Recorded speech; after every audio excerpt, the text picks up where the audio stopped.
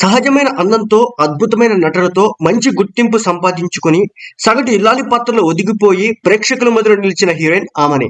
ఒకప్పుడు హీరోయిన్ గా చాలా మంచి పాత్రలో నటించేది. ప్రస్తుతం అడపాదడప సినిమాల్లో కనిపిస్తూ అటు బుల్లితెర మీద కూడా సందడి చేస్తోంది. ఈ మధ్య కాలంలో ఎంసీఏ, చావు కబురు చల్లగా, మోస్ట్ ఎలిజిబుల్ బ్యాచులర్ వంటి సినిమాలో నటించింది. బుల్లితెర మీద రియాలిటీ షోకి అప్పుడప్పుడు జడ్జ్ గా కూడా వ్యవహరిస్తూ సీరియల్స్ లో కూడా చేస్తున్నారు.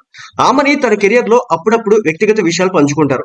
ఈ తరుణంలోనే మీడియా ముందుకు వచ్చిన ఆమని తన భర్త ఎవరు, ఏం చేస్తుంటారు, వారి బ్యాక్గ్రౌండ్ ఏంటి అనే ఆసక్తికర విషయాలు చెప్పుకొచ్చింది. హీరోయిన్ గా పీక్స్ లో ఉన్న సమయంలో 1990లో పెళ్లి చేసుకున్న ఆమని ఆ తర్వాత సినీ కెరియర్ లో వెనకబడిపోయింది.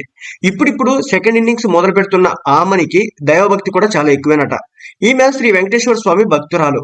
ఆమని ముస్లిం వ్యక్తిని ప్రేమించి పెళ్లి చేసుకుంది. కాజా మొహియుద్దీన్ అనే వ్యక్తిని పెళ్లి చేసుకున్న ఆమని తన భర్త సినిమా నిర్మాత అని చెప్పుకొచ్చింది. కన్నడ సినిమా చేసే సమయంలో తాను చేసిన సినిమాలను ఆయన నిర్మించారు. ఆ సమయంలోనే వీరిద్దరి మధ్య స్నేహం ఏర్పడింది. ఆ స్నేహం పెళ్లి వరకు వెళ్ళిందని చెప్పుకొచ్చింది. ఈ దంపతులకు 2 పిల్లలు, వీరిలో ఒక అబ్బాయి, ఒక అమ్మాయి. ప్రస్తుతం తన తల్లితో, పిల్లలతో వేరుగా ఉంటున్నట్లు వివరించారు ఆమని.